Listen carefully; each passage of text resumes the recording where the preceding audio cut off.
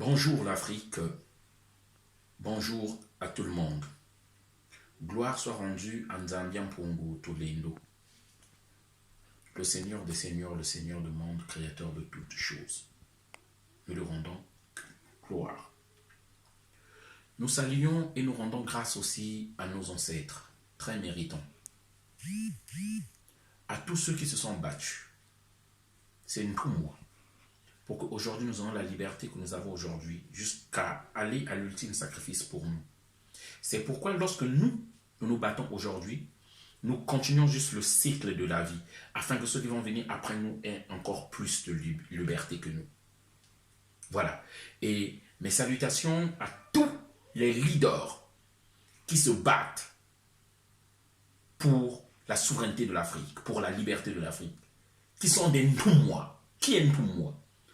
Un Ntoumwa, c'est un leader qui incarne l'esprit d'un ancêtre parti.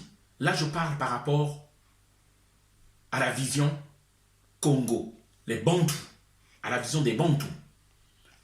Un Ntoumwa, c'est un leader qui incarne l'esprit d'un ancêtre parti qui est revenu pour venir soit terminer sa mission ou pour venir accomplir une mission. Et on remarque le Ntoumwa par son humilité, sa modestie, son empathie, sa capacité à vouloir réunir, à vouloir la solidarité entre nous. Voilà. Un Ntoumwa, c'est celui-là qui par sa parole réunit les gens. Il n'est pas dans les tacles, il n'est pas dans les critiques, il n'est pas dans les pics des autres, sur les autres. Il n'est pas là à diviser, à dire il y a des vrais, il y a des faux. Un Ntoumwa, c'est celui qui mobilise le monde autour de lui. Ça, c'est dans la vision Bantou. C'est ce qu'on appelle un Ntoumwa. Voilà. Je viens faire cette vidéo par rapport à ce qui s'est passé en Chine. Je vais vous monter une vidéo là.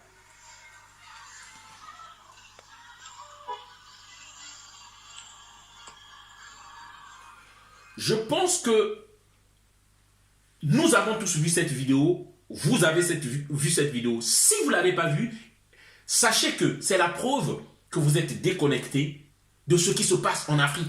Que ce n'est pas votre problème. Et si vous pensez que c'est votre problème, il est temps aujourd'hui que vous vous reconnectez avec votre communauté. C'est ce qui se passe en Chine. On est en train de faire de porte à porte pour chercher des Noirs africains. Pas des Noirs américains. C'est des Africains qu'on cherche. Lorsque tu as un passeport américain et que tu as une femme chinoise, ou tu es marié à un Chinois, un Africain, on te laisse tranquille. Nous avons eu la preuve avec des vidéos. On est en train... Parce que l'histoire, c'est quoi? Ce que nous avons appris, il y a 5 Nigérians qui se sont échappés, à qui on a détecté le virus, le coronavirus, qui se sont échappés dans l'hôpital. Et aujourd'hui, c'est la chasse à l'homme à tous les Africains noirs. Et nous venons réagir par rapport à ça. Et je dois vous mettre à jour. Il y a 2-3 jours, le gouvernement chinois s'est excusé. Je vous fais suivre cette vidéo rapidement. Soyez les bienvenus. À la une ce soir, la colère de milliers d'Africains confinés en Chine, chassés de leurs logements et des hôtels. Ils dénoncent des actes xénophobes. Plusieurs gouvernements africains exigent de Pékin des explications. La Chine, elle, rejette tout racisme et promet ce lundi une amélioration de ses méthodes. Au Cameroun, le port du masque est désormais obligatoire, mais il est de plus en plus difficile de s'en procurer. Je vais faire passer rapidement parce qu'on n'a pas besoin de tout ça. On n'a pas besoin de tout ça. Certains habitants d'être porteurs du coronavirus et de le propager. Certains Africains se retrouvent à la rue. On fait le point avec notre correspondant à Pékin, Charles Pellegrin. Les images se succèdent sur les réseaux sociaux depuis la fin de semaine dernière. Des Africains vivant en Chine, souvent dans le sud du pays, à Canton, qui se voient refuser l'accès à des restaurants, à des hôtels, qui se voient expulsés de leur logement et obligés de dormir dans la rue et qui se voient aussi confisquer leur passeport. Tout cela au nom de la lutte contre le Covid-19. Dans le foyer de cette pandémie, eh bien, la peur est désormais celle des cas importés, celle d'une deuxième vague d'infection.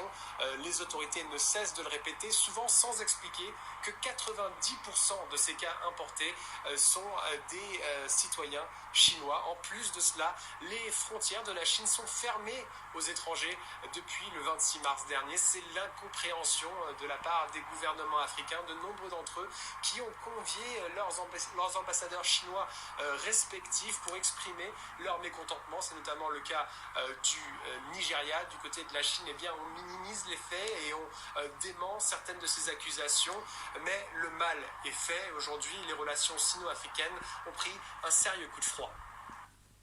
Et vous venez de l'entendre, plusieurs gouvernements africains ont fait part de leurs inquiétudes et demandent la protection de leurs citoyens. Du côté de Pékin, on essaye de désamorcer la situation. Il n'y a aucun racisme de la part des autorités locales chinoises. La Chine et l'Afrique sont des partenaires et des frères, dit-on au ministère des Affaires. Des frères, depuis quand la sorcellerie? La politique amicale de la Chine envers l'Afrique n'a pas été modifiée et l'amitié des pays et des peuples africains envers la Chine ne sera pas ébranlée. Nous n'accepterons aucune discrimination à l'encontre de nos frères africains. Des frères. Des premiers jours de l'épidémie en Chine. Bon, voilà, vous pourrez suivre cette vidéo sur mon compte YouTube, l'homme du métro, Donald. Alors, moi, ce que j'aimerais d'abord dire rapidement dans cette vidéo-là, il faut dire les choses, comme il y a une vidéo que j'ai suivie d'une jeune demoiselle, la faute c'est d'abord à nous-mêmes. Cette lâcheté, cette indifférence que nous avons, à chaque fois nous pleurnicher. Alors, au lieu de remettre la monnaie de la pièce à la hauteur même de ce qu'on nous fait, l'Africain est trop lâche, c'est pourquoi on blague avec nous. Là, ils se sont excusés, prochainement, ils vont reprendre, répéter la même chose. C'est pourquoi nous disons, nous exigeons, il faut que plus de 2000 Chinois soient renvoyés chez eux. Qu'ils aient des papiers valides ou pas, 2000 Chinois. Jusqu'alors, il n'y a que le Kenya qui a renvoyé 200 Chinois. Nous exigeons, il faut qu'il y ait au moins 2000 Chinois. Ils sont à peu près 1 million dans notre continent.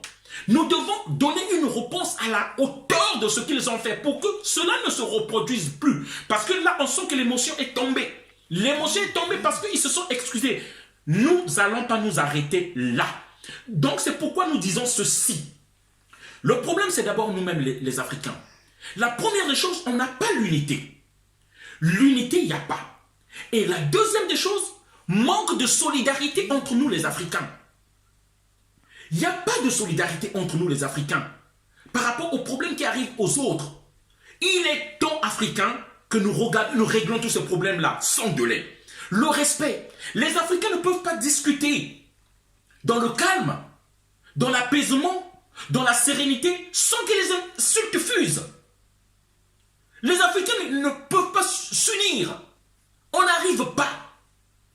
Et la preuve, comme je disais, manque d'organisation d'abord. Il n'y a pas d'organisation. La preuve, c'est que depuis que le train est arrivé en Chine, on ne s'est jamais assis, même en visioconférence, pour parler. Les gars, on fait quoi? Quelle stratégie nous adoptons? Quel message nous passons tous? Chacun y va de sa vidéo. Ici, on lance des pics. Ici, on lance des insultes dissimulées. Ici, il y a des vrais combattants. Et ici, il y a des faux panafricains. Au nom de l'unité, nous n'avons pas besoin de ce débat-là. Tous ceux qui se battent, qui font des gardes à vue, qui font des prisons, méritent du respect. Parce que même il y a certains qui critiquent Nelson Mandela, qui a fait 25 ans de prison, qu'il avait vendu la cause. Qui préfère peut-être Winnie Mandela. Oui, Winnie Mandela a bien fait le combat. Mais moi je dis, il y a certaines personnes qui ne feront même pas une journée en garde à vue, qui seront très mal à l'aise. Parce que j'ai fait des gardes à vue. qui ne feront même pas 1 mois de prison. Donc, respect, s'il vous plaît, sur le travail des autres. Respect, s'il vous plaît, sur le travail des autres. Donc, c'est pourquoi on disait, manque d'organisation. Lorsque je parle d'unité entre nous, c'est pas qu'on fasse partie de votre groupe. Lorsque je parle d'unité entre nous, c'est pas s'aligner derrière quelqu'un, mais qu'on coordonne nos stratégies, parce que ceux qui nous persécutent, ils sont coordonnés, ils sont disciplinés, ils sont ordonnés. C'est pourquoi, quand s'échange des informations, c'est très important, afin que notre peuple, voyant cette unité-là aussi, soit derrière nous. C'est de ça qu'on parle. Et deuxièmement, j'aimerais parler aux Chinois. Les Chinois, aux propos racistes, aux manières racistes, désormais, en tout cas nous assumons ce que nous faisons, nous allons répondre aussi avec des propos racistes. C'est pourquoi, vous les faces de citron, vous les faces de citron qui avez pris en otage votre peuple, vous avez pris, donc c'est un groupe, le groupe communiste qui a pris en otage 1,6 milliard de Chinois. Si vous avez affaire de la xénophobie, si vous avez affaire de la discrimination, si vous avez affaire du racisme, faites ça entre vous.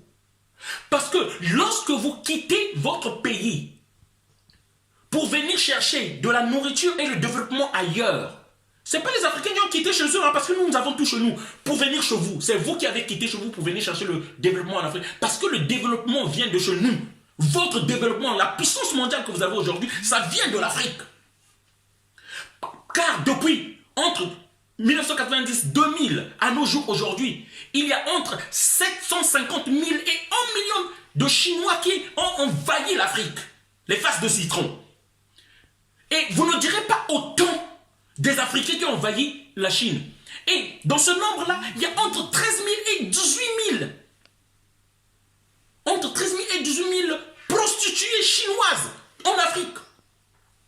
Vous ne direz pas autant de nous là-bas. Si déjà vous quittez chez vous pour venir chez nous, vous savez que chez vous, vous ne pouvez plus rester, vous êtes tellement nombreux, alors, s'il vous plaît, respectez les Africains. Vous ne pouvez pas venir, vous avez tellement de liberté chez nous, tellement de liberté qu'on vous a donné que vous prenez la grosse tête.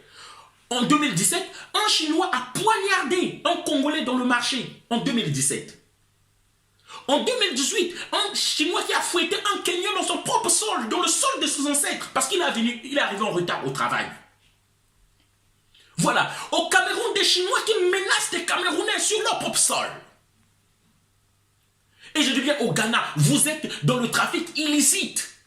Au Congo, d'où je viens, le bois de mon pays, vous le finissez illicitement. Vous le transférez vers la Centrafrique. C'est vous qui envoyez qui tuez des Africains avec des faux médicaments. Plus de 200 000 Africains chaque année, d'après le docteur Mouniangui.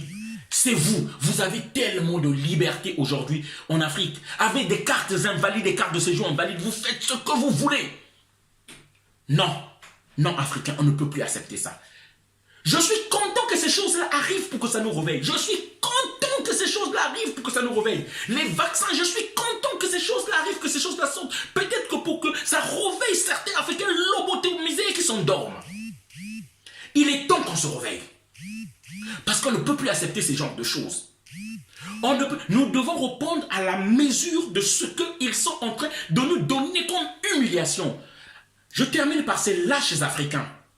Oui, c'est lâches Africains, femmes africaines. Comment vous pouvez accepter être avec des femmes dans votre maison? Oui, parce que ce sont des femmes, les hommes que vous avez là-bas, qui par peur, par lâcheté, ne veulent pas se mêler de l'histoire de l'Afrique. Vous êtes même plus courageuse que eux. Comment vous pouvez vivre avec un homme, ce qui se passe en Afrique, qui n'a pas de patriotisme, qui n'a pas d'empathie? Mais c'est dangereux, un jour un mal peut arriver, il va te regarder, des gens comme ça.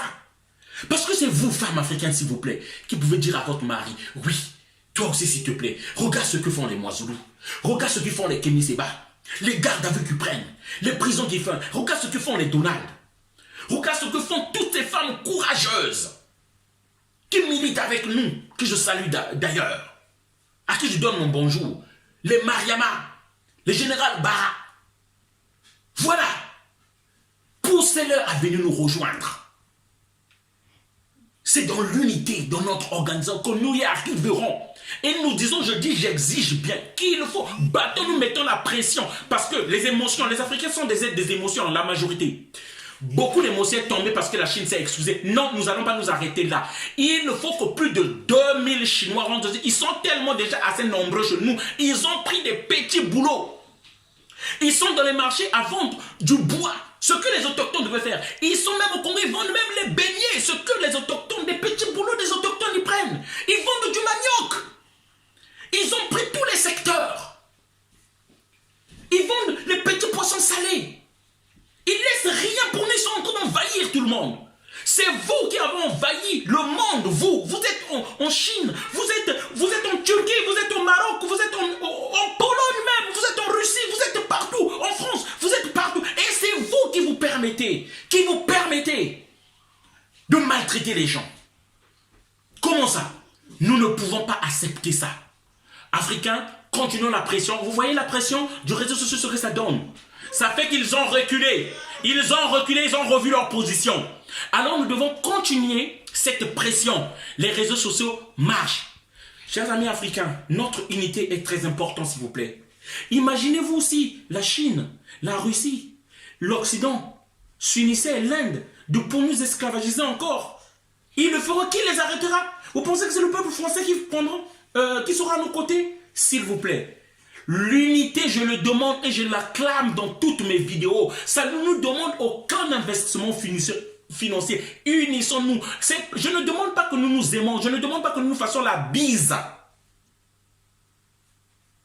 Je demande dans le respect. Unissons-nous. Afin que nous aidons l'Afrique. Nous donnons les moyens à l'Afrique de se défendre. Et lorsque je dis l'unité, tous les footballeurs, tous les musiciens noirs, tous les entrepreneurs noirs, il est temps. La nature est en train de nous enseigner ce que vous n'apprendrez pas dans la douceur. La nature vous l'enseignera par force. Cette humiliation, c'est la nature qui est en train de nous enseigner. Même Dieu est de notre côté. C'est comme l'arbitre dans un football est de notre côté en train de nous favoriser. Réveillez-vous. On n'est pas en train de comprendre les signes que la nature est en train de nous montrer. Unissons-nous. C'est maintenant. N'attendez pas que ça vienne d'après. C'est maintenant. Unissons-nous. C'est pas de la politique qu'on vous demande de faire. Unissons-nous pour qu'on soit fort. Voilà le message que je voulais faire passer. Partagez le message partout. Partout, partout, on reste mobilisé. Je dis bien, jeunesse africaine, c'est vous. Soyez mobilisés. Soyez mobilisés et déterminés. Ne vendez rien aux Chinois. Faites passer le mot dans les marchés. Ne vendez rien aux Chinois. N'achetez rien aux Chinois. La diaspora ne vendez rien aux Chinois. N'achetons rien aux Chinois. C'est mon mot que je fais passer. Jeunesse africaine, mettez la pression à tous ces gouvernements. Ils ne nous représentent pas. Nous en avons la preuve. Ces gouvernements ne nous représentent pas. C'est pourquoi nous disons les Ouattara, les Sassou Nguesso, les Ali Bongo, les Ibeka, les Macky Sall, celui de la Guinée là, Alpha Condé. Et il y en a beaucoup d'autres, je n'ai pas cité, ils doivent dégager. Jusqu'aujourd'hui, en Afrique, moi, le pays que je reconnais digne, aujourd'hui, c'est le Ghana et le Nigeria encore. Voilà. Leader anglophone, francophone, lusophone, unissons-nous. Noirs, on ne t'aime pas. Les pays que je vais vous citer là, je ne parle pas de la population, mais je parle de leurs dirigeants. Le Maroc, on ne nous aime pas au Maroc, j'y ai été. Je parle des dirigeants, je ne parle pas de la population. En Turquie, on ne nous aime pas. En Algérie, un peu, mais on ne nous aime pas trop. On ne nous aime pas. En Libye, on ne nous aime pas. Je suis en train de dire, en Grèce, on ne nous aime pas. En Chine, on ne nous aime pas. En Arabie Saoudite, on ne nous aime pas. Au Liban, on ne nous aime pas. Je suis en train de vous donner des pas. En Italie, on ne nous aime pas. En Russie, on ne nous aime pas. Je suis en train de faire passer le mot. Voilà, Ingeta, on est ensemble, partagez le message. Merci encore. Voilà.